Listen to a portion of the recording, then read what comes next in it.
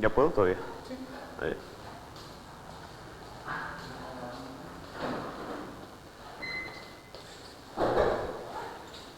Ya. Bueno, hola. La idea de este conjunto de charlas es presentarles una extensión de lo que ustedes seguramente han aprendido en hasta relatividad. Digamos, si han llevado un poquito de relatividad. De todas maneras, tampoco es tan profundo aparte de la notación.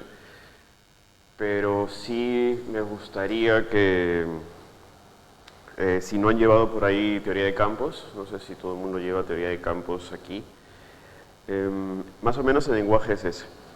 Va a haber algunos aspectos en los que voy a profundizar un poquito más en teoría de campos, no aquí en esta primera charla, sino más adelante cuando empecemos a hacer funciones de correlación, restricciones y todas esas cosas.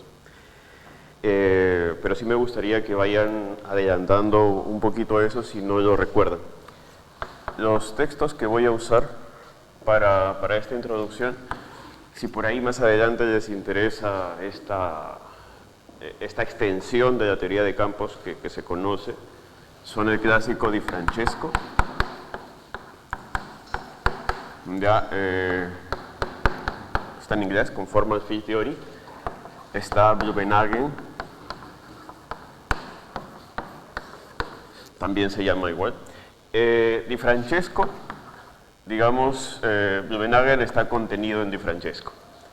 ¿Ya? Blumenhagen es la versión pequeña, portable, de Di Francesco, que es un librote estilo teoría de campos que ustedes ya conocen.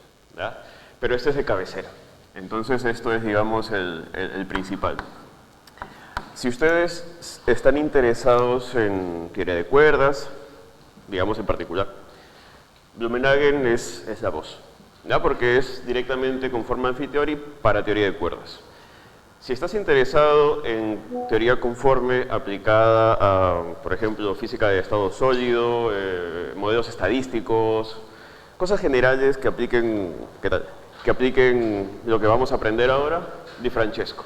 ¿Ya? Di Francesco es una Biblia, básicamente. Y luego están unas lectures, si no me equivoco es Simons. Por ahí confirmen si es con doble N. Simons, Duffin. ¿Ya? Sus lectures son con Formal Field Theory y Bootstrap, que es algo que voy a mencionar solamente hasta el final de la sesión. Ya es medio avanzado. Inclusive yo no profundicé eso en lo que me dediqué un tiempo en teoría de cuerdas. Entonces por ahí esto va a quedar un poquito abierto para todo el mundo en realidad. ¿Ya? Esos son los textos que voy a usar. Por ahí obviamente hay otros que van a tomarlo a él. Revisiones según el contexto en el que ustedes trabajen. ¿Ya? Después, ¿qué cosa voy a hacer? En esta primera charla, bueno, primero la clásica motivación. Y después, de frente a lo que es el grupo de simetrías conforme. ¿Ya? En D mayor a 2. D mayor igual a 3. Vamos a ponerle 3, 4, 5, 10, 20, 30 dimensiones. ¿Ya? ¿Por qué? Porque está el caso D igual a 2. Tú dirás, Renato, ¿por qué lo separas? Porque el caso de igual a 2, lo vamos a ver después, es súper particular. Y también te podrías estar preguntando qué pasa con el caso 1. Ya, cuando digo D mayor a 3, 3, 4, 5, 2, 1, estoy hablando de espacio-tiempo. ¿Ya? Entonces es D mayor o igual a 3, espacio-tiempo, 2, 1 de espacio, 1 de tiempo. Y si coloco 1, ¿qué es? Solo espacio, solo tiempo. ¿Qué se te ocurre? Si pongo D igual a 1, espacio-tiempo, D igual a 1, ¿qué es? Es una de ellas nada más. ¿Cuál? Tu mecánica cuántica de toda la vida. Tiempo, nada más. ¿Ya? Todas tus variables dependen del tiempo. Entonces aquí tenemos nuestra mecánica cuántica conforme. O vamos a ponerle así, Conformal Quantum Mechanics. ¿Ya? Existe. Entonces, la idea es presentarles un poquito esto de acá, hasta cierta parte, básicamente hasta donde logré escribir anoche. Y luego continuamos con algunos ejercicios que ya van a ir desarrollando ustedes en su sesión de prácticas. ¿Ya? Motivación, que era lo que tenía que haber dicho primero, pero lo voy a decir ahora. En particular, yo hago cosas relacionadas con teoría de cuerdas. No puramente en teoría de cuerdas, ¿ya? Hay una cosa que, bueno, de la que ya estarán hartos de oír, es la dualidad gauge-gravedad. ¿Ya? Entonces, ya. Del lado de gauge, si no has llevado teoría de campos, pues tenemos una teoría cuántica de campos. ¿Ya? Con un grupo de gauge. Un grupo de gauge es un grupo que, además de las clásicas simetrías de espacio-tiempo de Poincaré, o sea, rotaciones en el espacio-tiempo y traslaciones en el espacio-tiempo, eso junto es Poincaré, tú vas a agregar una cosa que se llama simetrías internas. ¿Ya? Las simetrías internas son como si fuesen rotaciones en un espacio que no es el espacio-tiempo. Piensa en, bueno, en el spin que han llevado por ahí, no es gauge, pero piensa, vas a un poquito a imaginar de qué se trata una simetría interna. Tu clásico electrón, que es una bolita, que no es una bolita, ¿ya? Que está girando, pero no está girando, tiene un grupo de simetría asociado SU2. ¿Ya? ¿Por qué dices que el electrón gira? ¿Por qué dices spin para arriba, spin para abajo? Porque el grupo SU2, que es el grupo que bien representa los datos experimentales de la mecánica cuántica, es equivalente, vamos a decirlo, a SO3, un grupo de rotación. Por eso que tú dices que los electrones giran, no giran. ¿Ya? Hay una simetría interna de los electrones que hace que se comporten según un grupo representado por rotaciones. ¿Dónde están esas rotaciones? Esa es digamos, la magia de la mecánica cuántica, ¿no? Los grupos representan datos experimentales, pero no podemos imaginarnos clásicamente lo que está haciendo el objeto. A lo que iba es, este grupo no está en el espacio-tiempo, porque tu electrón se está moviendo relativísticamente, según Lorentz se puede rotar, según Poincaré se puede, bueno, rotar y trasladar, pero aparte de eso hace algo que tú imaginas como una rotación. Ya. No es un grupo de gauge tal cual, pero esta es una simetría interna. Entonces, en una teoría cuántica de campos, tú tienes Lorentz, bueno, tienes Poincaré, y además grupos de simetrías internos. Rotaciones. ¿Por qué digo rotaciones? Porque estos grupos son en su mayoría grupos compactos. ¿Qué quiero decir con grupos compactos? Que son equivalentes a rotaciones, ¿ya? Como si fuesen SOs. SO son los grupos, por ejemplo, el grupo que rota sobre una esfera. SO, este es una S2, el grupo que rota sobre S2, o que hace rotar a los objetos en S2, es SO3. Salvo redundancias que en teoría de grupos podemos hablar después, ¿ya? Entonces, del lado de la gravedad, en la dualidad, tú tienes una teoría de cuerdas, ¿ya? O sea, una teoría completa de gravedad, o que contiene la gravedad. Digo que ni siquiera es una teoría, bueno, sí es una teoría de gravedad, porque tiene la dinámica de la métrica, solamente que está contenida con otros campos. O sea, tú haces teoría de cuerdas, obtienes una buena teoría de gravedad, el precio a pagar es que trabajas en 10 dimensiones y hay muchos campos, ¿ya? Pero ahí tienes tu métrica.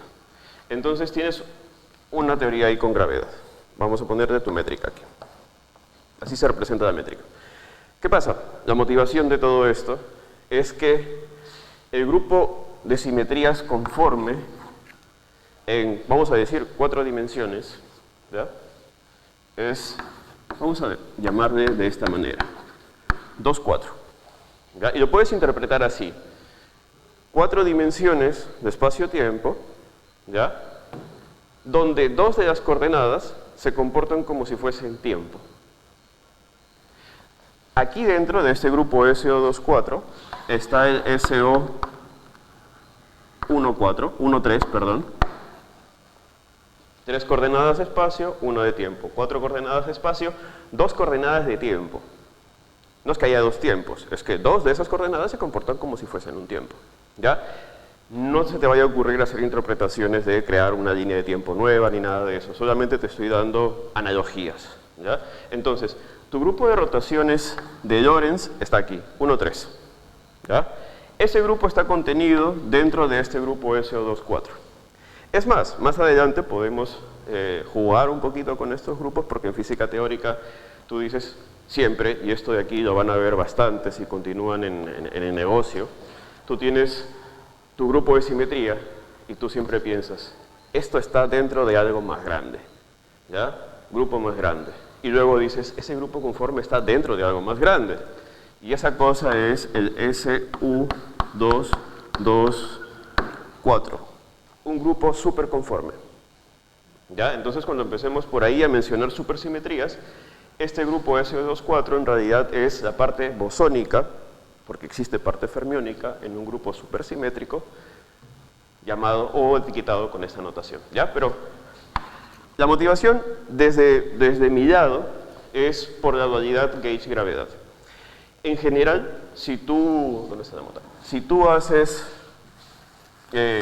por ejemplo, física estadística, o haces física de materiales, haces modelos, ¿cómo le llaman? Teorías efectivas y esas cosas, los grupos, las teorías que tienen esta simetría extra, aparte de la simetría de Poincaré,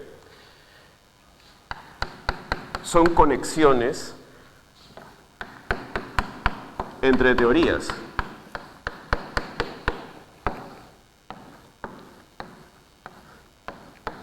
¿Ya? ¿A qué me refiero con esto y qué significan esas rayas que estoy haciendo? ¿Han llevado teoría cuántica de campos? ¿Sí? ¿No? ¿Sí? ¿Uno? Nada. Ok.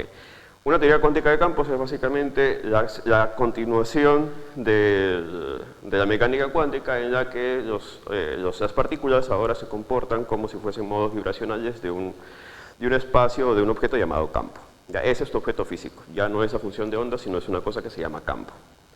Él interactúa con su entorno a partir de funciones de correlación. ¿Ya?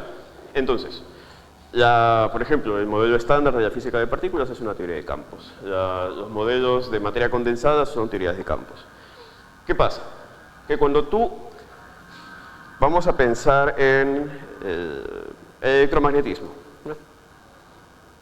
El electromagnetismo tiene un parámetro que te dice cómo es que se acopla el campo, un campo externo, a una partícula. Y esa es la carga eléctrica. Si tú tienes más carga eléctrica, el objeto que está viajando en ese campo siente más la presencia de su entorno, ¿cierto? Ya, eso es tu acoplamiento. ¿Qué pasa si ese acoplamiento es muy grande? Significa que tú interactúas más. ¿Qué pasa si ese acoplamiento es pequeño? Significa que tú interactúas menos. ¿Ya? Entonces, cuando tú empiezas a mover ese acoplamiento de grande a pequeño, tú estás generando una cosa que se llama flujo. ¿Ya? Flujo de renormalización se llama, que lo van a ver después. O renormalization group. ¿Ya? Ese es el nombre técnico de esta variación que tú vas a hacer en tus teorías cuánticas de campos. ¿Qué pasa? Que cuando tú haces acoplamiento muy fuerte, tú dices, este acoplamiento es muy grande, entonces este objeto tiene una carga muy grande, o tiene una carga muy pequeña. Lo que tú vas a hacer es caer en puntos fijos. Un punto fijo es una teoría, ponte, estamos acá en el salón, tienes una teoría en el techo y una teoría en el piso. ¿Ya? Entonces hay un flujo, una línea que te dice cómo se mueve el acoplamiento desde el techo al piso. Ahora, si tú sigues bajando hasta el piso, vamos a decir que abajo no hay nada más, entonces el piso sería un punto fijo, no puedes ir más abajo que eso. El techo igual, no puedes ir más arriba de eso. Una vez que te has puesto ahí en el suelo o en el techo, tú estás en una zona segura. Una zona donde ese acoplamiento ya no cambia. ¿Ya? Entonces has caído en una teoría conforme. ¿Qué significa eso? Que la conexión entre teorías conformes, entre teorías cuánticas de campos, en su mayoría son teorías conformes. Entonces funcionan como puntos fijos, como si fuesen, ¿cómo te puedo decir? Pausas entre teorías. ¿Ya? Esa es otra motivación. Entonces, no se duerman. Cuando doy clase a la gente de pregrado y se están durmiendo, le tengo la clase y hago que la gente se dé codazos. Ya, entonces vamos a establecer esta simetría. ¿Ya? ¿Qué te dice esta simetría? Tú tienes la métrica, tensor métrico, ¿ya? Ese tensor métrico depende de un punto del espacio, en un punto del espacio-tiempo. Vamos a trabajar en d dimensiones, d mayor a 3. ¿Ya? Bajo una transformación conforme, la definición es, tú vas a obtener una nueva métrica en un nuevo punto, ¿ya? Que va a estar relacionada con la anterior mediante una cosa que se llama factor conforme, vamos a decir. O sea, tú haces un cambio en la métrica, en el espacio-tiempo, lo estiras, le haces alguna cosa, y al frente de él aparece un factor. ¿Ya? Es como, imagínate esto, es como si tú dices, vamos a hablar, una de las transformaciones que tú haces en teoría conforme, es lo que se conoce como dilatación. ¿Ya? Imagínate que tú tienes tu punto del espacio y tú dices, agarro todos los puntos en mi espacio-tiempo y los multiplico por 3. ¿Qué significa eso? Que esta distancia es esta distancia. O esta distancia es esta distancia, etc. ¿Ya? Tú haces una dilatación, entonces el nuevo punto es este punto de aquí. Vamos a ver. Es ese punto de ahí. Esa es una dilatación. ¿Cómo responde tu métrica a esa dilatación que has hecho en cada punto? Con un factor al frente. ¿Ya?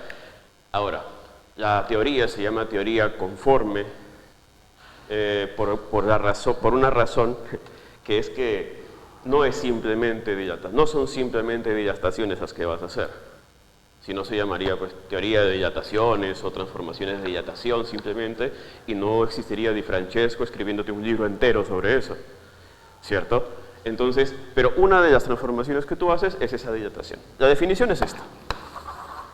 Ahora, como vamos a trabajar con una teoría cuántica de campos,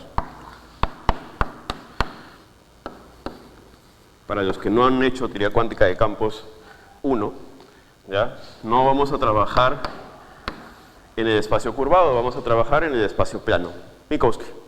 ¿Ya? ¿Qué significa eso? Que tanto la métrica a la que vas a llegar como la métrica de partida son ambas Minkowski. Esto es mu nu, esto es mu nu, esto es mu nu. Ya, ese es el espacio-tiempo de Minkowski. Y por eyección, ya tu métrica es menos 1, 1, 1, 1, etc. La cantidad de dimensiones que tú quieras aquí. ¿Ya? Una de ellas es el tiempo, acá está, y las demás son espacio. ¿Ya? Es una matriz diagonal hecha de unos, y uno de ellos es un menos 1. Ya. ¿Cuál es la premisa? Que esto sea cierto. Ahora, este es uno de los casos. En general, vamos a trabajar el caso infinitesimal. ¿Ya? En el caso infinitesimal tú dices, tengo mi coordenada original, ¿ya? Más una transformación que depende del espacio-tiempo. ¿Ya? Aquí van a estar incluidas las dilataciones. Entonces aquí tú le pones tu mu y tu mu. ¿Cuál es la tarea? Ver quién es él y qué generadores hacen que esto sea cierto. ¿Se entiende? Entonces voy a construir este objeto condicionado a este objeto. ¿Sí? Es más, este objeto va a estar definido en términos de él, por esta condición. Entonces, déjame ver, voy para acá. Y acá viene un poquito la parte en la que ustedes van a tener que, bueno, si quieren, meter mano un poquito a los cálculos. No es tan difícil. Entonces tú dices, a ver, tengo mi métrica, mu nu,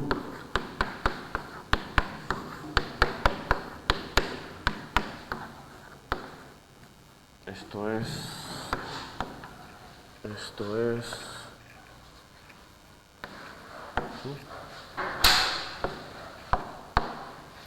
¿qué fue? ¿No le gustó? Bueno. Ya, entonces, esa es la manera en la que transforma un tensor. Un tensor es algo que transforma así, ¿ya? Y se acabó la definición. Pero acuérdate que estamos trabajando con el caso plano, entonces esto es así, ¿ya? Entonces vamos a colocar acá nuestra métrica plana, mu, rho, nu, sigma, a. Y esto va a ser igual, esta transformación va a ser igual a esto de acá. Se me había olvidado acá el factor. Entonces acá está tu factor. Y como esto es plano, entonces me va a quedar así. Ya está. ¿Ya? Entonces vas a meter ahora esto que estábamos definiendo.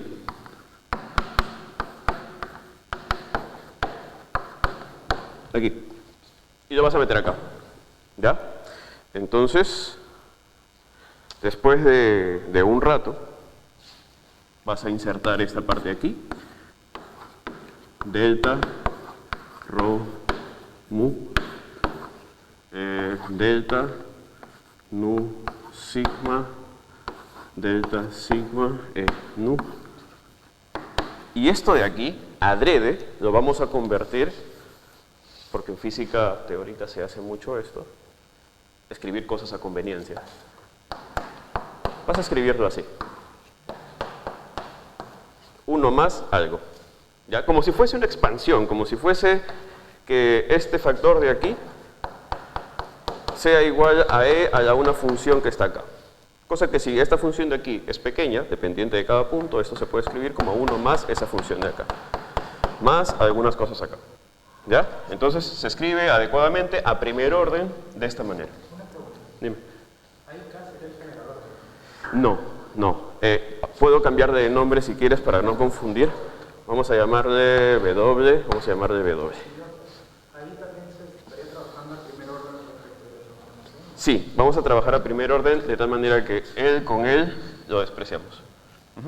Ya, entonces nos va a quedar esto de aquí. Ah, y acá tenemos todavía la métrica. Bueno, ya. Entonces, cuando tú abres esta cosa de acá, te va a quedar, fíjate, delta, delta, matriz. ¿Ya? Cancelas y te queda eta, rho, sigma. ¿Qué es esto? ¿Qué es esto que está acá? Entonces se van a ir y te va a quedar la principal condición para tus transformaciones conformes. O sea, si tú abres esta operación, te va a quedar algo así.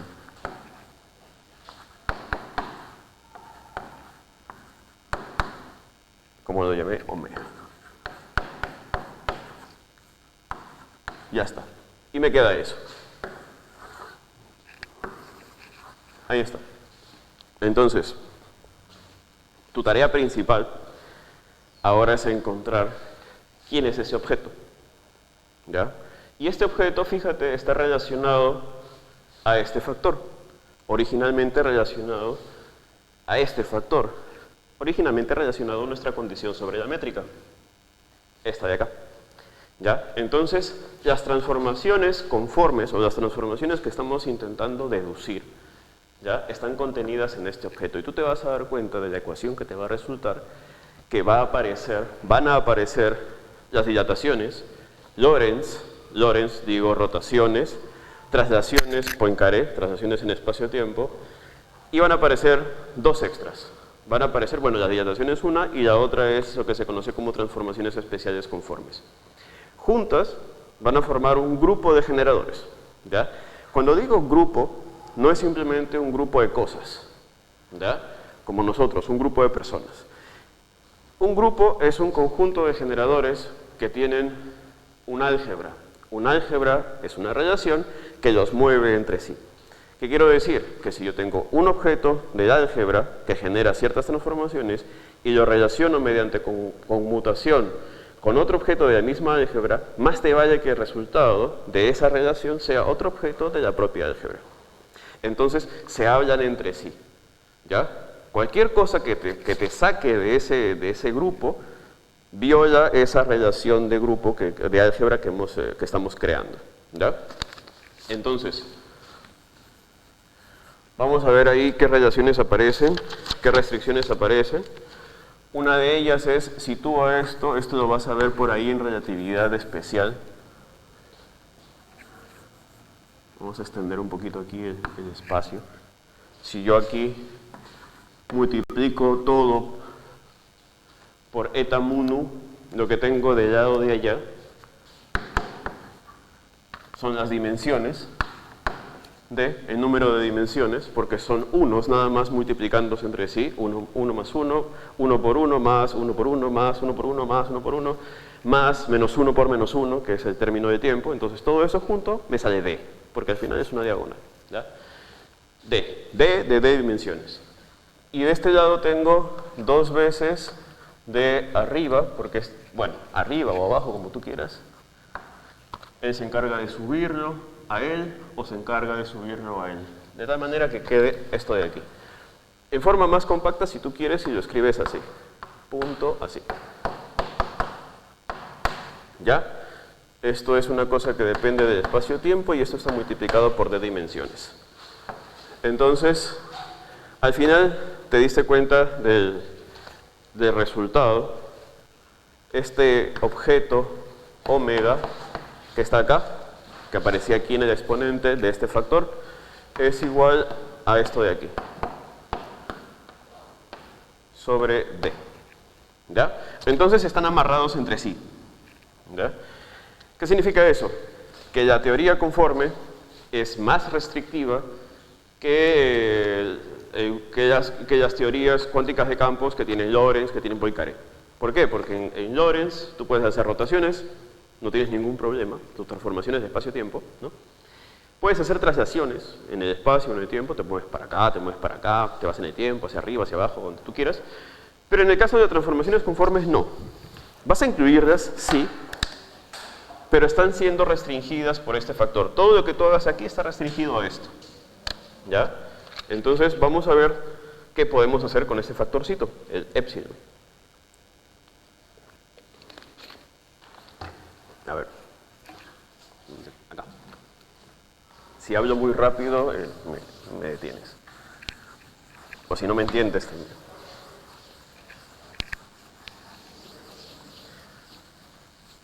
Ya. Entonces, esta es la parte de la tarea. Tarea 1. Bueno, si quieres, ¿no? Tienes esta relación, deduce esta relación.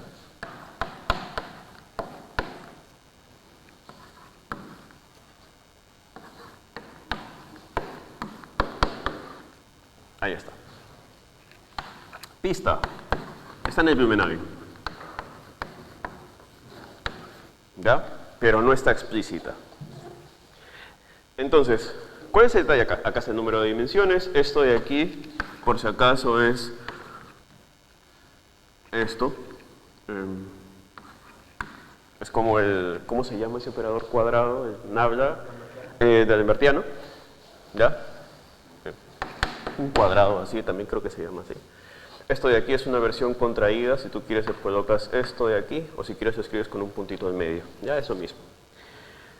Ya, ¿cuál es el detalle de esto de aquí? Que es lo principal.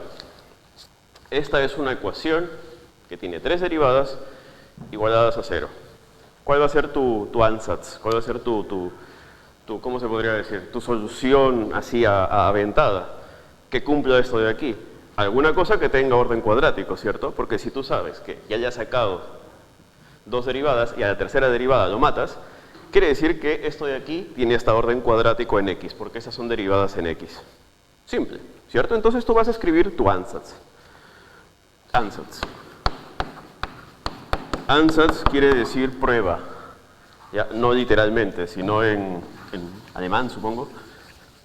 Quiere decir, esta es la solución, que creo que puede cumplir esto de aquí.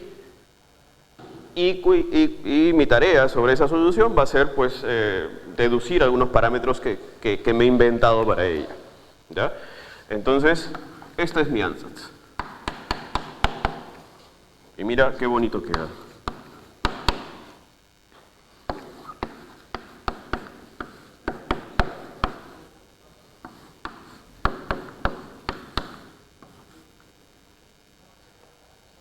Hasta ahí nada más.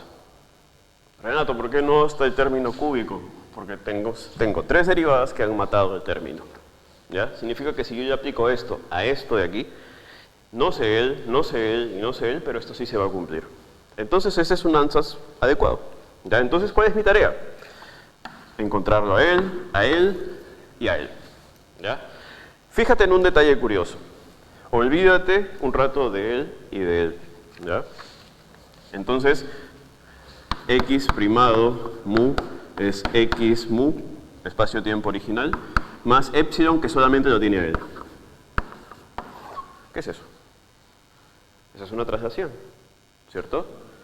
¿Traslación por qué? Bueno, si no has llevado relatividad, mu es 0, 1, 2, 3, 4, 5, 6, 10, 20, 30 dimensiones espaciales y tu tiempo. Ya, entonces es como si yo dijera t' más 5, ¿ya? X' es igual a x más 4, qué sé yo. Y' es y más 9.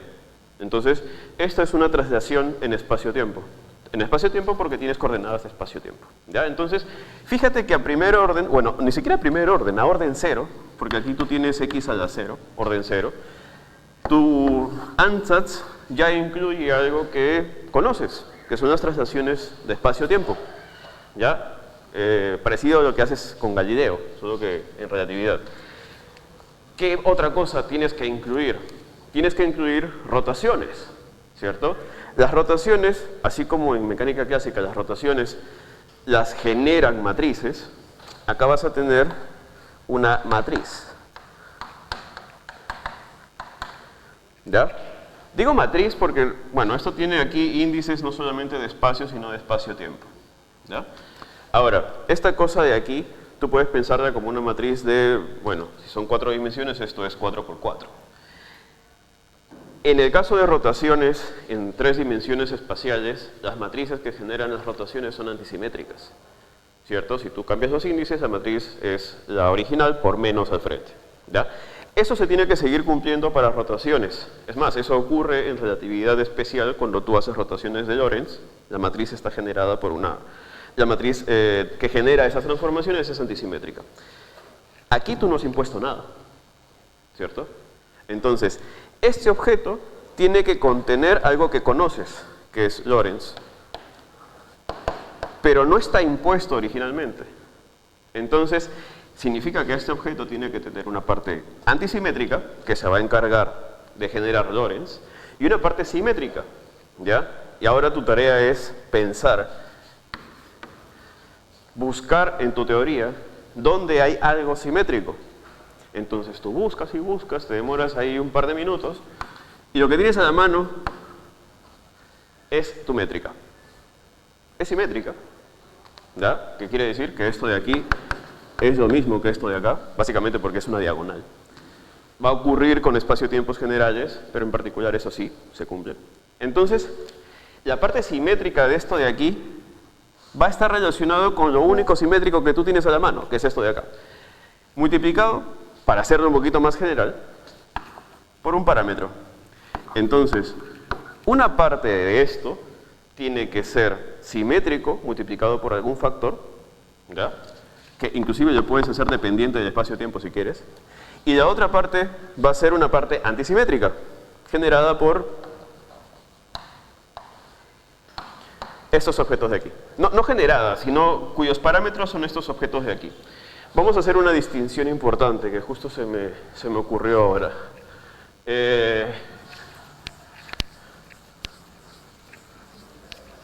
Cuando tú te trasladas en el espacio-tiempo, ¿ya? Yo estoy hablando de grupos, yo estoy hablando de álgebra, yo estoy hablando de traslaciones, por ejemplo. Si yo me muevo, estoy en este punto y me muevo a este punto, yo sé que aquí, acá, pues hay una distancia de, qué sé yo, 1 metro. Ya me moví 1 metro en el espacio. ¿Qué objeto matemático hizo que yo me mueva de este punto a este punto? Un generador, cuyo parámetro es la distancia que yo me moví. Entonces, yo necesito un objeto de álgebra de Poincaré que agarre a este punto y lo desplace. Yo necesito un objeto de álgebra de Poincaré que agarre a este punto y lo haga rotar según este parámetro de aquí. Ahora, este parámetro es un parámetro chico, ¿ya? Si por ahí has estudiado relatividad general, así como tú dices, vector A, matriz de rotación, bueno, tu nuevo vector, matriz de rotación, vector original, vector rotado, vector de espacio-tiempo nuevo, matriz de Lorentz, cuadrivector, llama en relatividad general, que es rotado por este objeto. Ahora, este objeto de aquí es un objeto finito, ya es una matriz. Pero si tú haces expansión, o sea, esto es la identidad, o sea, nada, si esto es 1, esto son lo mismo, más un objeto, vamos a llamarle, bueno, me quedo con la M porque ya usé la W hace un rato. M, mu nu, bueno, ese es un delta entonces. Entonces, esto de aquí es la versión infinitesimal de esta rotación. Es la identidad más una cosita. Pequeños ángulos, piensa. Entonces, en el espacio-tiempo, yo sé que esto es cierto. Esto es un parámetro de rotación. Son como ángulos, ¿ya? Ángulos en el espacio-tiempo. Y esto tiene que aparecer aquí, junto con algo simétrico que tiene su parámetro acá, ¿ya? Entonces, hasta ahí ya reconociste un par de cosas de tu teoría cuántica de campos de toda la vida. Traslaciones y rotaciones de Lorentz, ¿ya? Rotaciones de Lorentz más traslación, eso es el grupo de Poincaré. ¿Por qué es el grupo de Poincaré? Porque, y esto de aquí también, tarea,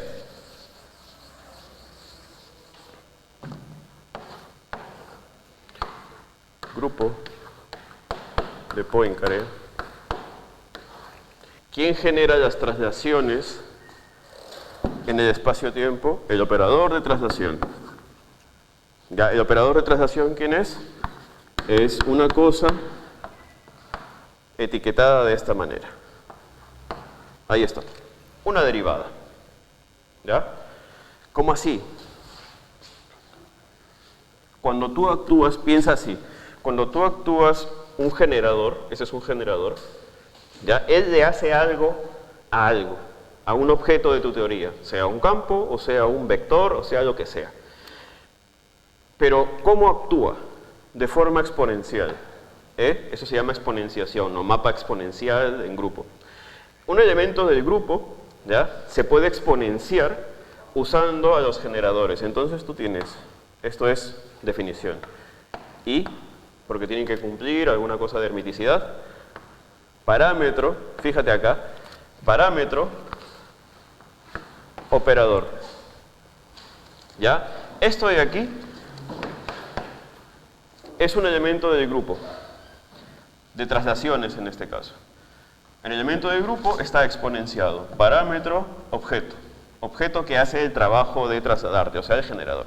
Si tú lo haces actuar, vamos a ponerlo por acá, si tú lo haces actuar sobre alguna posición, vamos a decir, G actúa sobre este vector, ¿ya? Entonces, tú vas a decir E a la menos I, parámetro, arriba, sí, arriba, y esto de aquí, P, mu, aquí abajo, actuando sobre esta cosa de aquí. ¿Ya? ¿Qué va a hacer? ¿Cuál es su tarea? Si tú haces actuar el elemento de grupo sobre esta cosa de aquí, sobre ese cuadrivector, se supone que vas a generar uno nuevo, ¿cierto? Se supone que lo ha trasladado porque es esa tarea. Y se supone que tiene que generar esto de aquí. Y se supone que, bueno, eso no lo dije, si esto de aquí es pequeño, él es pequeño, este parámetro A es pequeño, este parámetro B también es pequeño y este parámetro C también es pequeño. Todos están a primer orden. Significa que todos elevados al cuadrado, chao. ¿Ya? Entonces, aproximación de la exponencial, ya que esto de aquí es pequeño, vamos hasta primer orden nada más. Esto es la identidad, no es un 1, ¿ya? Es la identidad, ¿ya? Es la identidad. Entonces esto es 1 menos IA mu P mu actuando sobre esto de acá. ¿Ya? A primer orden. El cuadrado de esto se elimina. Y esto se supone que tiene que ser esto de acá. Entonces, te das cuenta que a primer orden, mira, queda igual. Entonces queda esto, tal cual, menos IA mu P mu X sigma. Aquí, uy, me pasé un poquito. Ya. Ahora, si defines esto de esta manera, aquí como esto es con un más, aquí. Ya. ¿Sí? Queda con un más, sí. Ya. Entonces, si metes este generador acá como si fuese la derivada, lo haces actuar sobre él, te va a quedar un delta. El delta mu sigma, ¿cierto? Aquí. Entonces, ese delta mu sigma va a convertir este A en sigma. Entonces te va a quedar a primer orden X sigma más A sigma. ¿Qué quiere decir eso? El elemento del grupo de traslaciones cuyo generador es esta derivada, ¿ya? Genera efectivamente la traslación que nosotros queremos, por lo menos a primer orden, que es lo que nos importa, las infinitesimales, ¿ya? Entonces, igualito pasa con el caso de Lorentz. Tú vas a tener los generadores de rotaciones de Lorentz. Ya. Tú vas a tener el caso de los generadores de Lorentz, cuyo parámetro es esta matriz que está acá. Haces la expansión de esta exponencial y te vas a dar cuenta que aparece justamente el mismo patrón. Eso lo vamos a hacer en un ratito. Ya. Pero fíjate, ya reconociste a lo que iba. Ya reconociste dos cosas. Aquí están las traslaciones y en una porción de esta cosa de aquí están tus rotaciones. Pero mira, aquí hay algo que es desconocido y aquí hay otra cosa que es desconocida. La parte simétrica para ti es desconocida. La parte rara que está aquí de segundo orden en X también es desconocida para ti. Entonces ella tiene que tener alguna forma, ¿ya? Y ahí es donde van a aparecer los nuevos generadores de grupo conforme, ¿ya? ¿Cuántos generadores tendríamos? Un ratito. Si solo pensásemos en Lorentz o Poincaré. Déjame borrar por acá.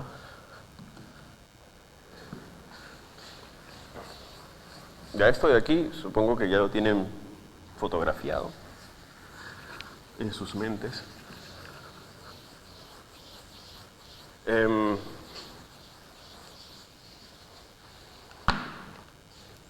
Esto de aquí es teoría cuántica de campos, ¿ya? Mapa exponencial siempre va a ser cierto. Mapa exponencial, ¿qué es? Elemento de grupo, exponencial, menos, a veces ponen más, eso es convención, más o menos. Parámetro del grupo con el que estás trabajando o generador con el que estás trabajando. Generador. Él hace algo sobre el objeto con este parámetro. Si es traslación, lo traslada a una cierta cantidad. Si es rotación, lo traslada a una cantidad de ángulos. Si como vamos a ver, invierte, traslada e invierte otra vez, aquí está su parámetro. Cuando digo invierte, traslada e invierte otra vez, es uno de los resultados que vamos a obtener en un ratito. Esa es una transformación especial conforme.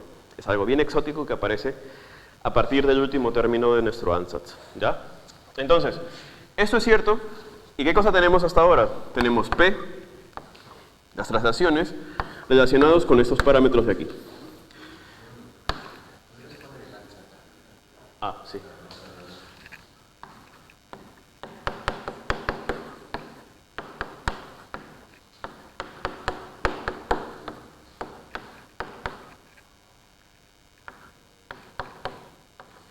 Ahí está. Entonces, de él y de él, o de la parte antisimétrica de él, identificamos las traslaciones, y de la parte antisimétrica de él identificamos las rotaciones. ¿Ya? Su parámetro es este de aquí.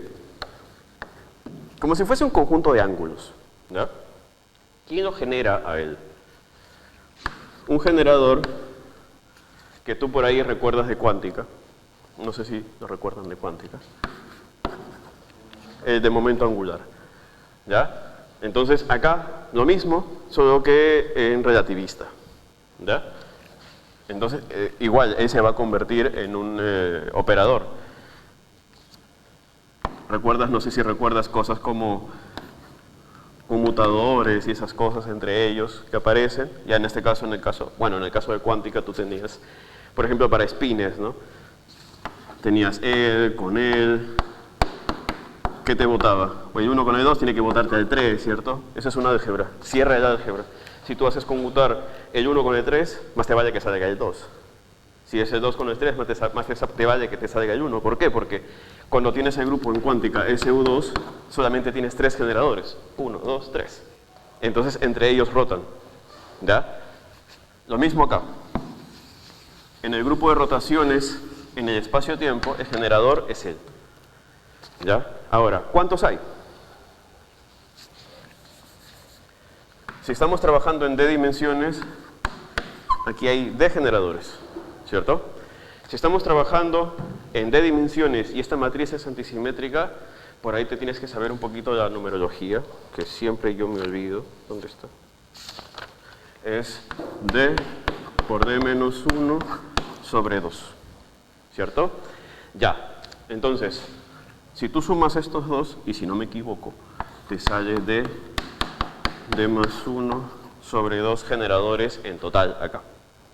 ¿Ya? Para D dimensiones, si tú te olvidarías de la parte simétrica de él, y solamente te quedas con traslaciones y rotaciones, este es tu grupo. Por conteo, ¿ya? Esta es la cantidad de generadores que tiene este grupo.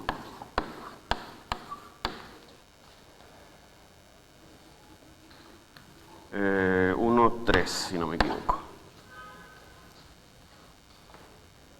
1, 3. Claro, si trabajaras en 4 dimensiones, este es.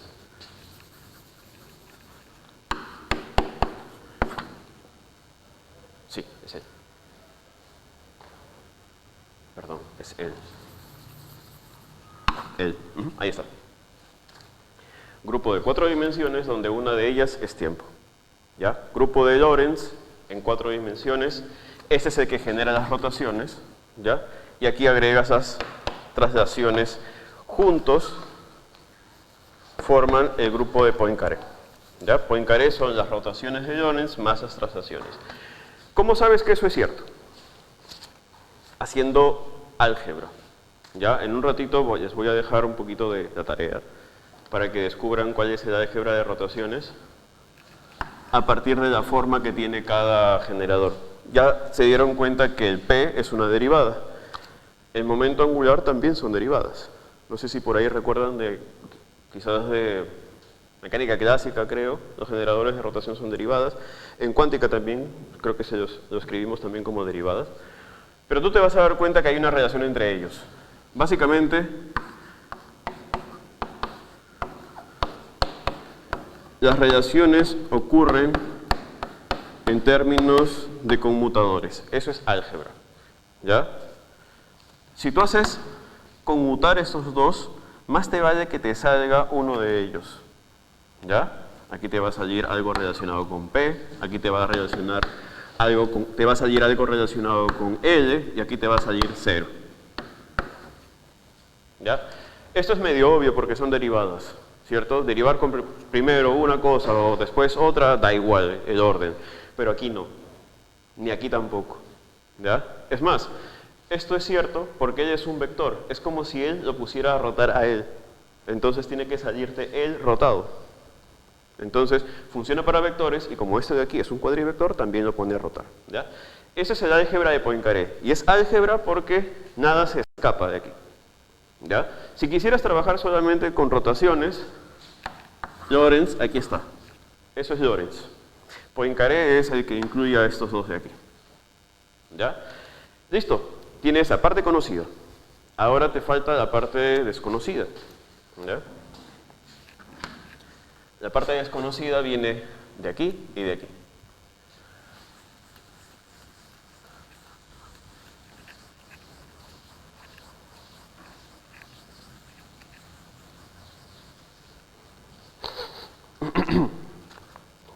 Ya.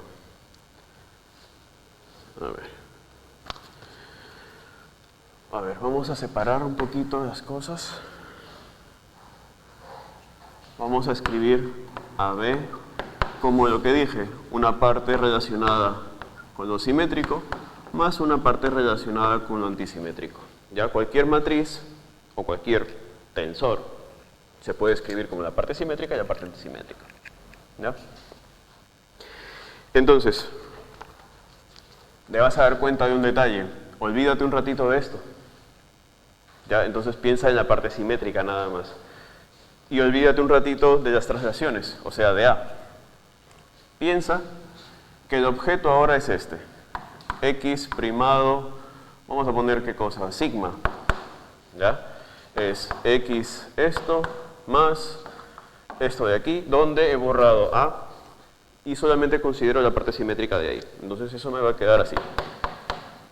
Más alfa, esto es, a ver dónde está escrito para no confundirme con los... Así. Sigma, vamos a ponerle rho. Alfa, rho, X, ahí. ¿Está bien eso? Sí, está bien. Ya. Entonces, esta es la parte simétrica del B.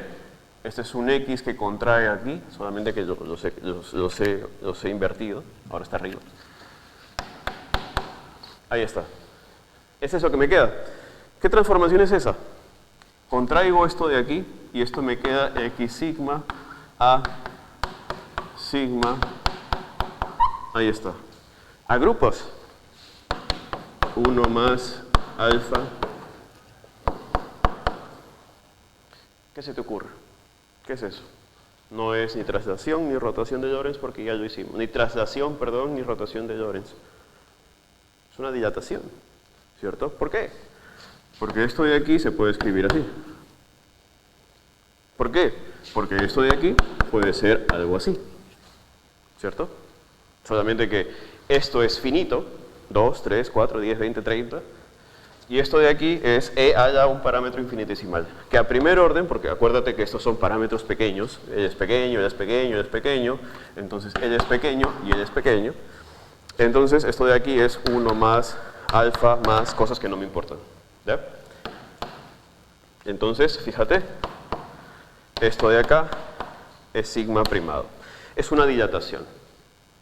¿Quién genera esas dilataciones? Porque así como estamos viendo que la derivada genera traslaciones, esto de aquí, que en un ratito lo vemos, genera las rotaciones. ¿Quién genera esto de acá? Entonces, construimos nuestro generador de dilataciones.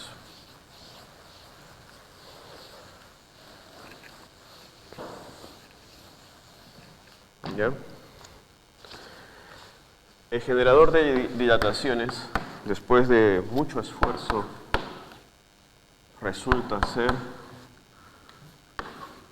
esto de aquí. No te vayas a confundir con las traslaciones. Él es un escalar. Fíjate, está contraído. Y él es un cuadrivector. Fíjate, solamente es una derivada. ¿Ya? Aquí está contraído, acá no. ¿Ya? Ya. ¿Cómo sabes? Mapa exponencial otra vez. E a la menos parámetro, objeto. Y ahí. ¿Ya? Entonces, esto va a actuar sobre mi cuadrivector y se supone que a primer orden me tiene que generar lo que vi por acá. Esto de aquí. Y lo hace, ¿cierto? Si tú reemplazas esto aquí, acá, lo expandes a él, la identidad, o sea, un vector identidad, una matriz identidad, perdón, delta, más esto de aquí,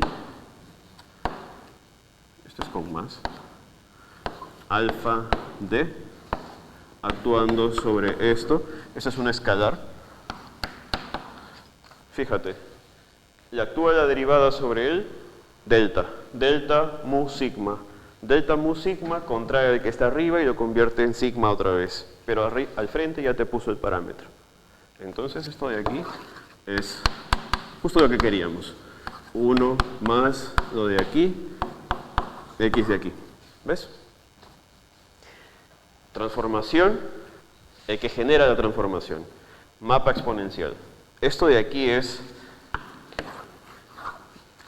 definición, si quieres ver teoría de grupos, si quieres profundizar en teoría de campos, si quieres hacer modelo estándar, si quieres hacer relatividad general, si quieres hacer lo que tú quieras que tenga que ver con simetrías. Los grupos siempre actúan así. Exponencial, generador, parámetro. ¿Ya? Listo. Entonces ya tenemos nuestro generador extra de aquí. Uno que no estaba en el grupo de Poincaré. Va 1. ¿Ya? Ahora falta tu generador. Bueno, esto lo voy a colocar ya definido. El que genera estas transformaciones. Con una pequeña variación. Con respecto al mapa que tú viste acá. Yo colocaba I, alfa, parámetro, generador. Y en este caso, el que hace esas transformaciones va con un medio. Lo puedo poner arriba para que contraiga bonito aquí. Ahí está. ¿Por qué un medio? Porque este es antisimétrico. Hay una redundancia ahí. Para comerte de redundancia, tú colocas un medio aquí. Porque puede ser que ese sea, por ejemplo, 1, 2. ¿Ya? Y luego tengas el 2, 1. Pero el 2, 1 es menos 1, 2. Entonces tienes una repetición ahí. Vas a tener 2 veces la misma cosa, así que lo partes en 2. ¿Ya? Eso se hace siempre cuando tienes objetos antisimétricos. Siempre vas a encontrar un menos 2 al frente, un medio al frente, que es el que va a evitar que tú tengas repeticiones.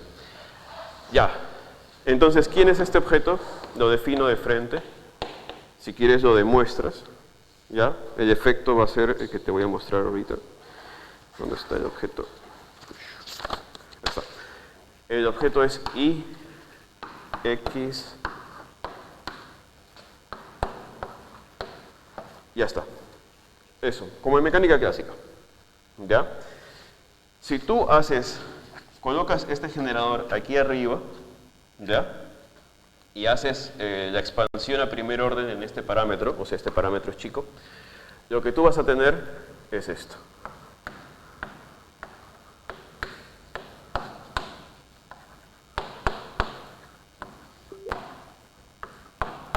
Eso vas a tener. ¿Ya? Y si, es más, agrúpalos y vas a tener algo como delta mu nu o, ¿cómo sería aquí? Vamos a mu nu x nu, y para agruparlo bonito, para subirle los índices, esto es delta nu. Es con esto. No, no es con eso. Bueno, colócale un 1, ya lo arreglas tú. Entonces, tenemos, fíjate, una forma parecida a esto de aquí. A esto de acá. Ahí está. Pequeños ángulos que pertenecen en realidad a una expansión de un objeto finito que actúa sobre un cuadrivector para generar un cuadrivector rotado. Ya. Entonces, estos de acá son nuestros ángulos generados por este otro operador que sí pertenece al grupo de Poincaré. Él no pertenece al grupo de Poincaré, él sí pertenece al grupo de Poincaré. Ahora falta los que están relacionados a este de aquí, que es donde aparece tu otra tarea.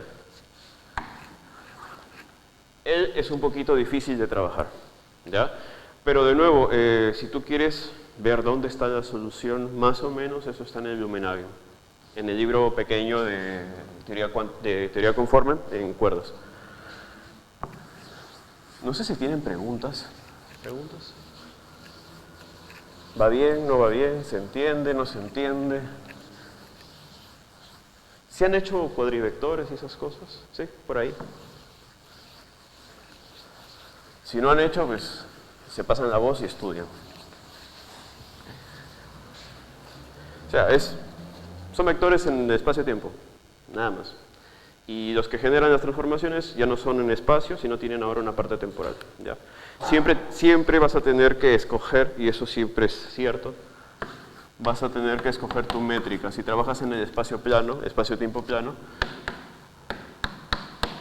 tienes esta opción, bueno, tienes esa opción, o tienes la opción de más, menos, menos, menos. ¿Ya? Algunos libros trabajan con menos primero y todos son más, o es más y todos los demás son menos. Ya eso es según ya tu postura filosófica en física. El resultado es igual.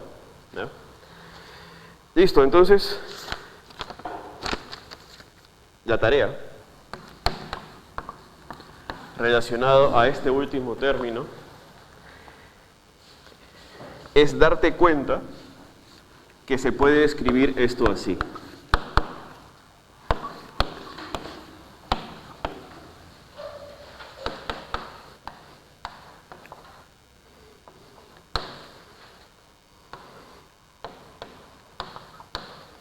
¿Ya? Y aquí aparece,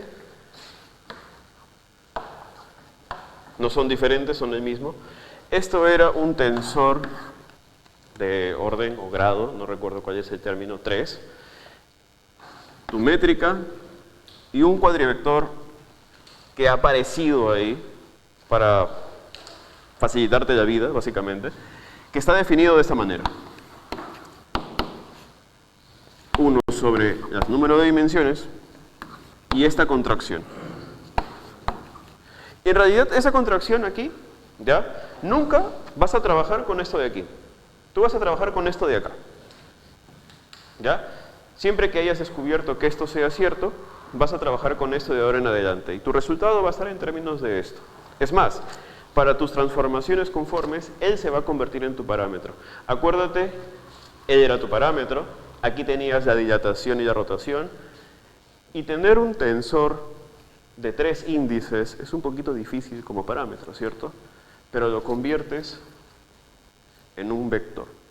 ¿Ya? En realidad esto de aquí no lo vas a volver a ver jamás. Si lo defines de esta manera, y si esto es cierto, y esto ahora se convierte en tu parámetro de transformaciones extra que aparece aquí. ¿Ya? Entonces, si juegas un poquito con eso, vamos por acá, te vas a dar cuenta de algo. Esa última parte, como dije, es tarea. Te vas a dar cuenta, déjame ver aquí esto, ya. Te vas a dar cuenta que este último término escrito así, mu, rho, sigma, x, nu, esto de aquí en realidad es un cuadrivector. Está contraído y está contraído. Aquí, aquí, aquí, aquí. Así que él es el que está libre. ¿Ya? Y como te dije, escribirlo de esta manera te facilita la vida, porque tu resultado va a ser este.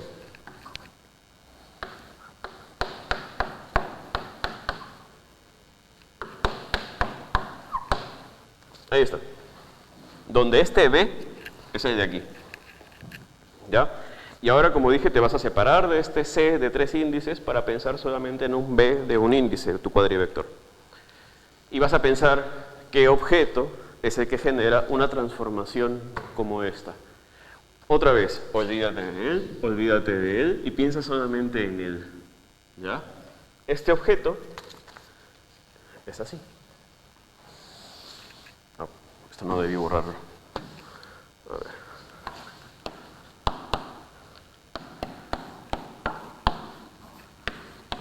Ya, ahí está.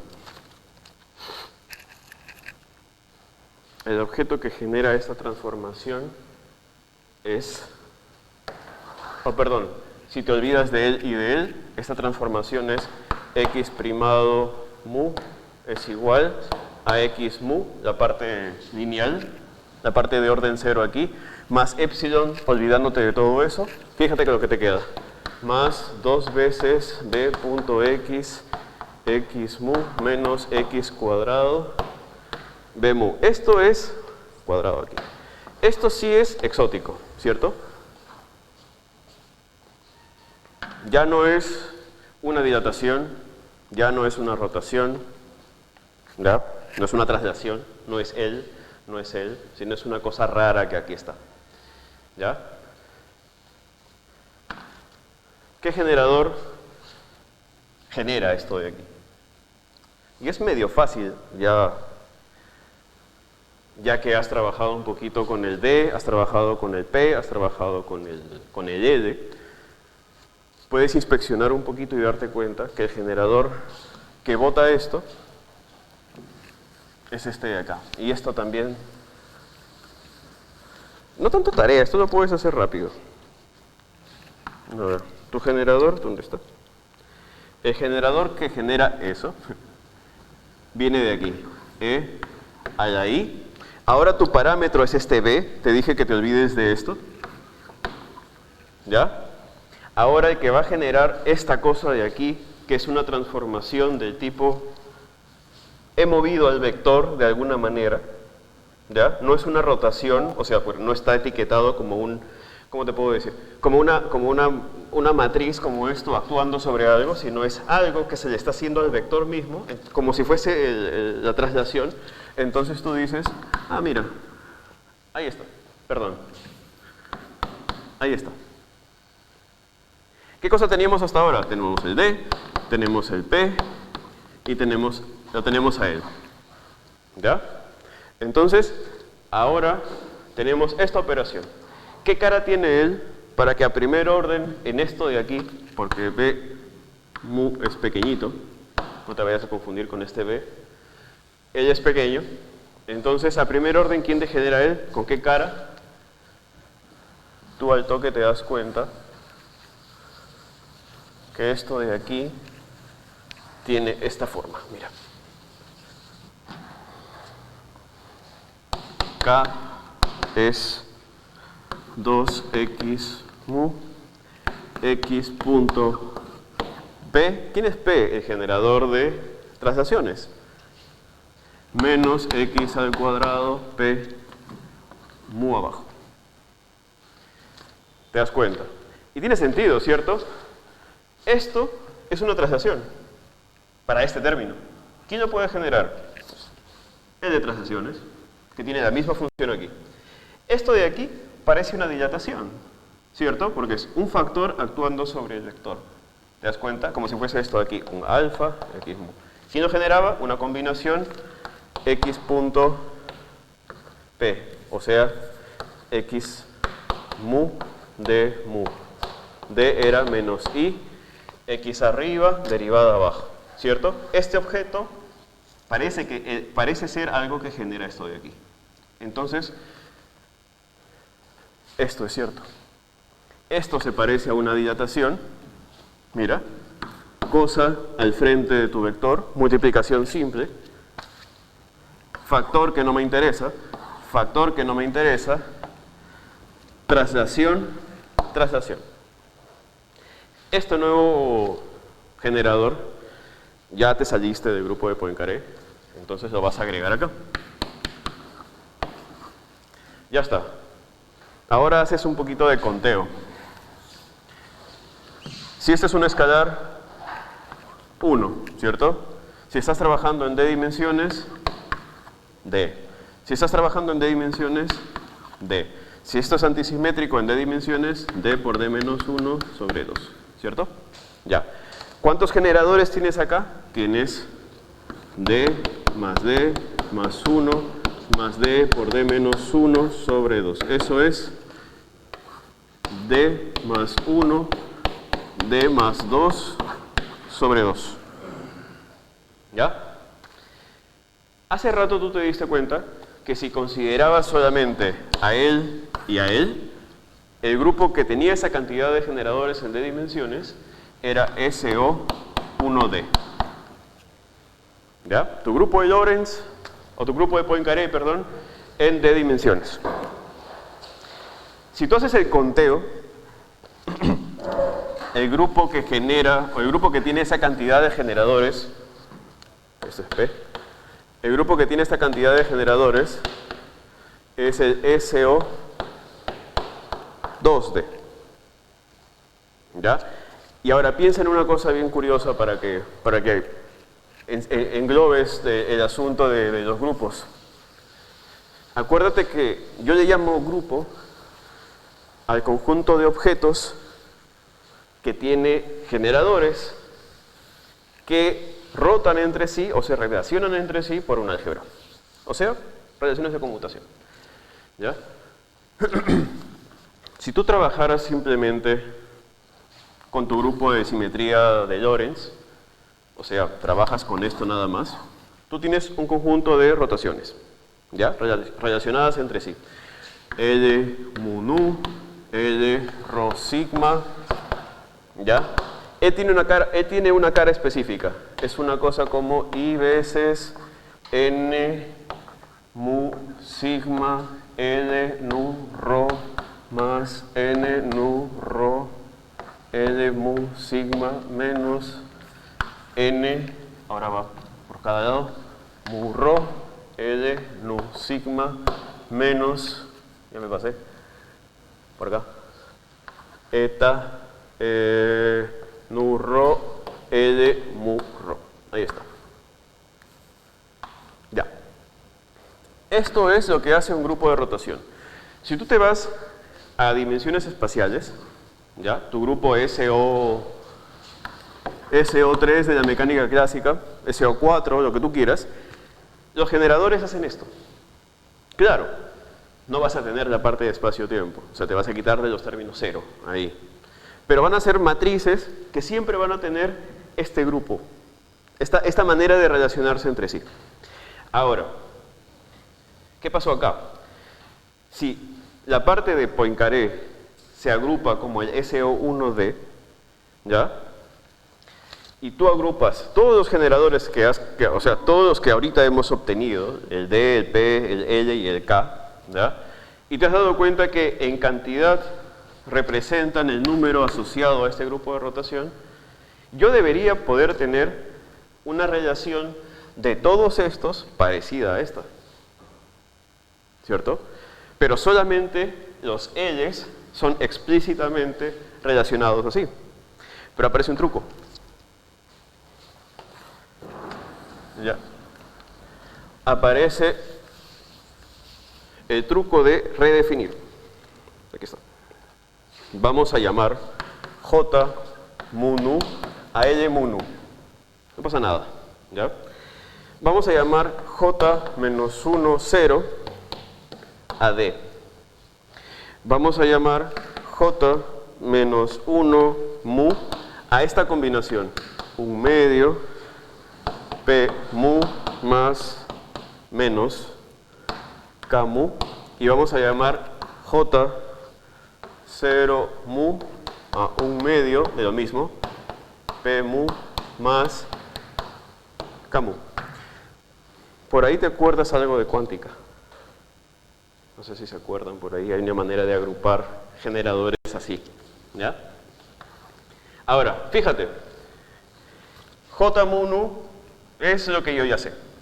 Defino esto así, defino esto así, defino esto así. ¿Qué cosa generé? He generado generadores, valga la redundancia, J. ¿Cuál es el detalle? Mira, los L's rotaban con esta métrica, ¿ya? ¿Cuál es la métrica que pone a rotar a estos J's? Vamos por acá.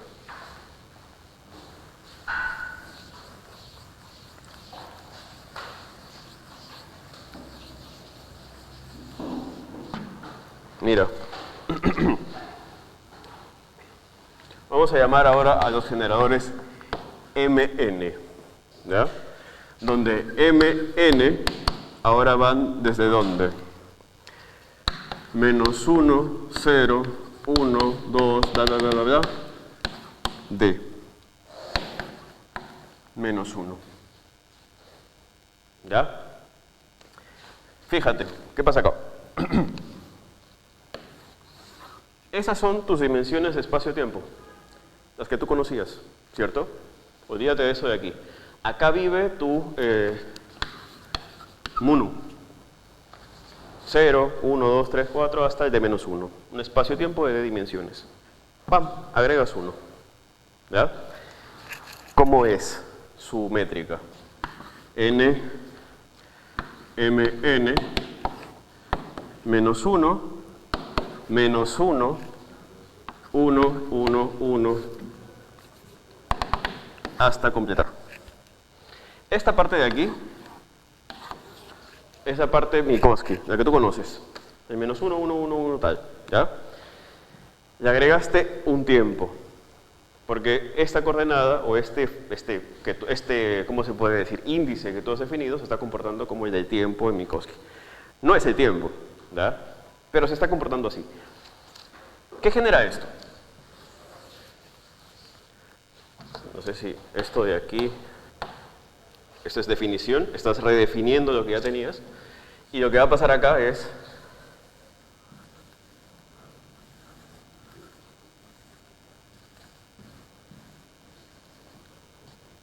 la magia del cine. Mira.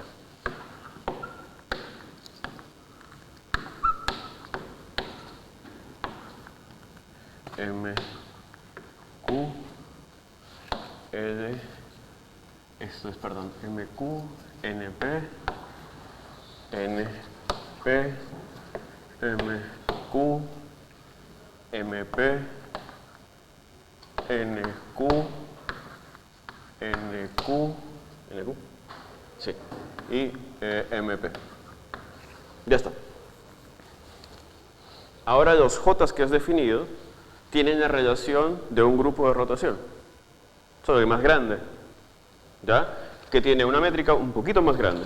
Esta es el grupo de rotación o el álgebra de los generadores de SO2D, de dimensiones donde dos se comportan como si fuesen tiempo. Al contrario del grupo de Lorentz, donde estabas en D dimensiones y uno se comporta como si fuese tiempo. ¿Te das cuenta? Entonces, mira, eso es Lorentz, ese es SO2D, ese es el grupo conforme. ¿Ya? El grupo de Lorentz está contenido en el grupo conforme. ¿Se entiende, no? Ya. ¿Qué hora es?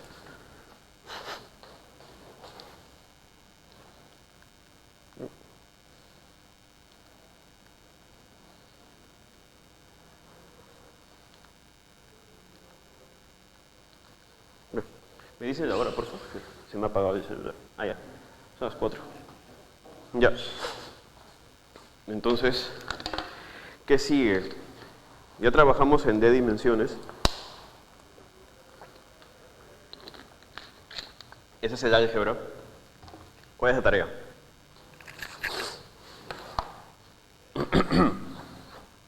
Usa estas definiciones de esta álgebra y genera el álgebra explícita de los generadores por separado. Quiero decir, por ejemplo, cómo se relaciona. Bueno, L con L viene de Lorentz, L con P también viene de Lorentz, pero los extras son K con P, K con L, K con K, eso es la novedad. Ellos dos, ellos. Esas son la novedad. Usa esta definición, así como está, insertas esto acá, usas los índices aquí, menos 1, menos 1, 1, 1, 1, 1, y te va a salir una lista de generadores acá. ¿Para qué te sirve eso?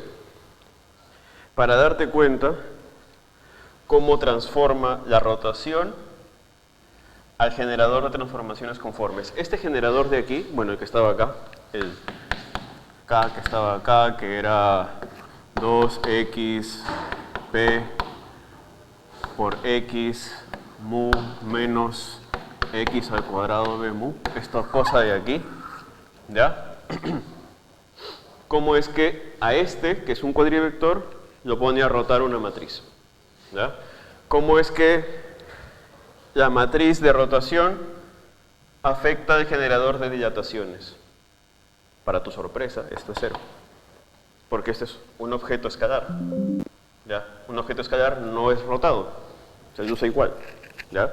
Al contrario de un cuadrivector, así como las rotaciones lo afectan a él, que es un cuadrivector, las rotaciones también lo afectan a él, que es un cuadrivector. ¿Ya?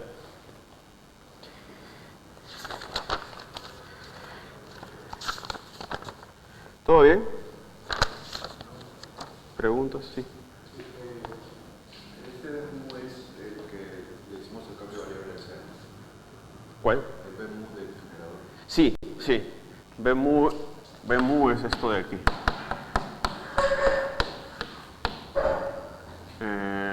Mu. Es ese. Otra pregunta, bueno, más alejada. Cuando recuerdas en cada conquista de dimensiones es porque necesitamos, bueno, se fue descubriendo, desarrollando, encontrando unos grupos que necesitaban dimensiones extra. Algo así como... Sí. Sí. En realidad esta construcción va independiente de la necesidad que tengas de las dimensiones. O sea, tú puedes hacer, imagínate, no eres un teórico de cuerdas, no haces dimensiones extras, Kaluza-Klein y esas cosas raras. Simplemente quieres estudiar una simetría nueva, bueno, no tan nueva, sino una simetría más grande, usando de dimensiones en general.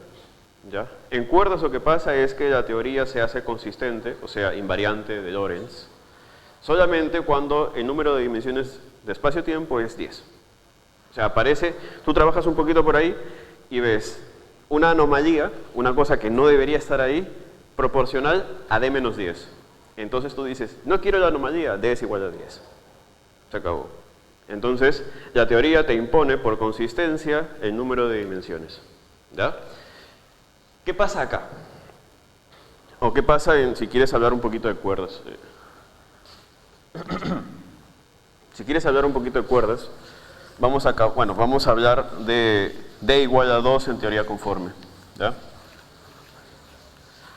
Cuando tú trabajas con d mayor a 3, este epsilon de aquí está bastante restringido. Lo puedes ver de todo lo que estamos haciendo. La motivación para trabajar teorías conformes en 2 dimensiones puede ser de 2 flancos. ¿Ya? Cuando tú tienes una cuerda, esta cuerda vive en un espacio-tiempo de 10 dimensiones. ¿Ya? Acá está tu tiempo y aquí hay 9 dimensiones. ¿Ya? Y tu cuerda se mueve en ese espacio de 10 dimensiones, una de ellas es el tiempo. Cuando esa cuerda se mueve, así como cuando tú hacías enreda, o vas a hacer, o has hecho, o te imaginas que ocurre, tú tienes un punto aquí, ¿ya? Un objeto puntual, y él se mueve en una cosa que se llama la línea de mundo, ¿cierto? Un punto se mueve en el espacio-tiempo, tiene un tiempo propio en sí mismo, independiente del tiempo extra en el que está viajando.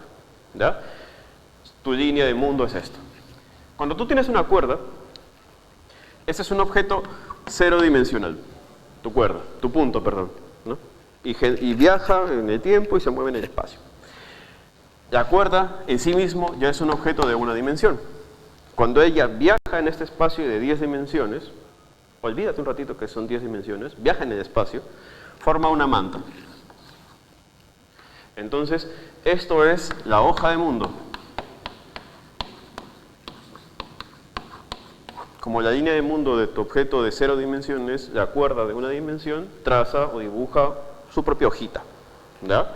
Entonces, sobre esa hoja de mundo, tú puedes colocar una teoría en 2 dimensiones. ¿Ya?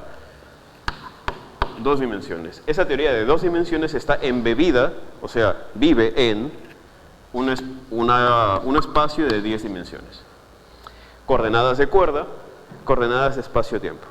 ¿Ya? Ahora, si tú trabajas en cuerdas, este espacio de 2 dimensiones tiene que ser descrito, tiene que tener cierta dinámica, porque básicamente es como si tú dijeras, quiero saber cómo es la línea de mundo de un punto. ¿Ya? ¿Cómo es el tiempo propio, de relatividad de tiempo propio, que tiene ese punto que está viajando en el espacio? Ahora que tú tienes tiempo para la cuerda y espacio, Tú quieres saber cómo es la hoja de mundo de esa cuerda. Ya no es el tiempo solamente, sino ya tiene su propio espacio, ¿ya? Básicamente quieres escribir esta mantita, ¿ya? Aquí. Lo que necesitas para esto es una teoría de campo, ¿ya?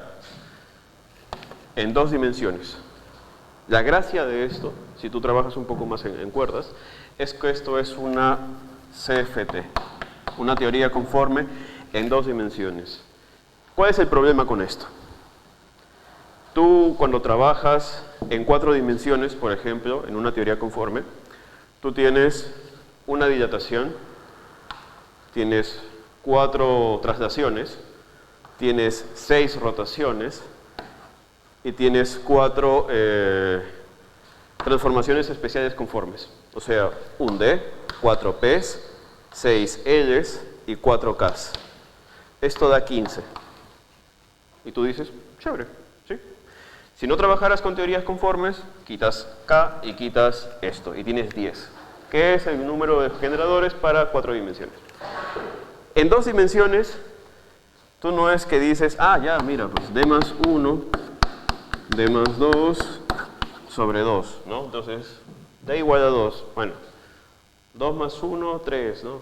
2 más 2, 4 sobre acá, sale 6 o algo así. No.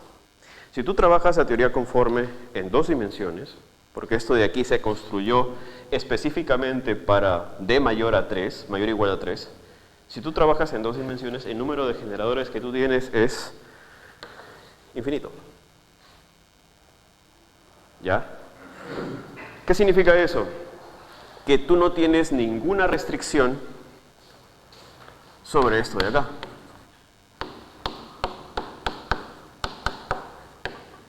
Él no está restringido.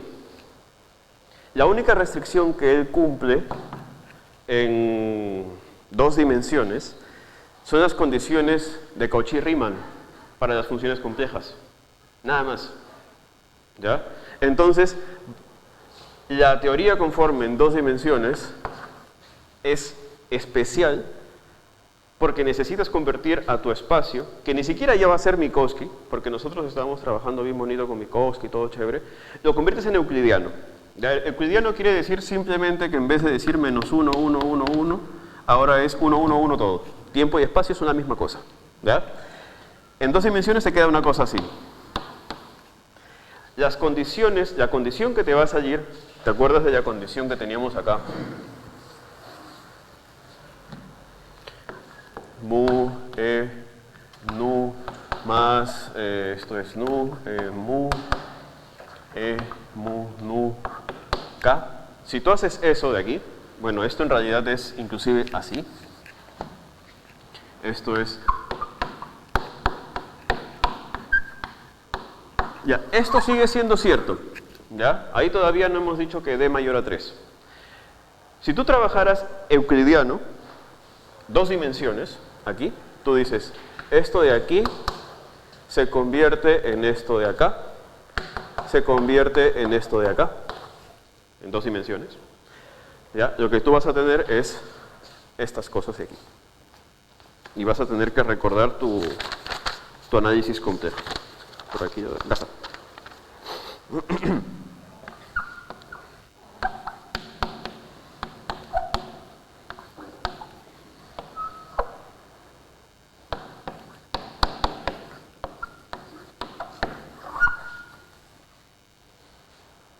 Ya.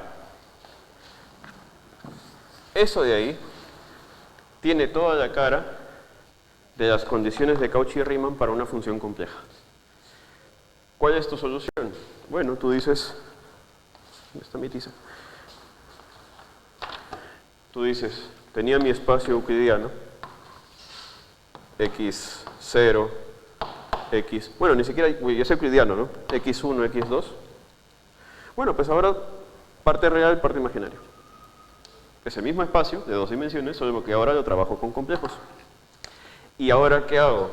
Este epsilon de aquí, a ese epsilon de acá lo tengo que trabajar como haría con números complejos.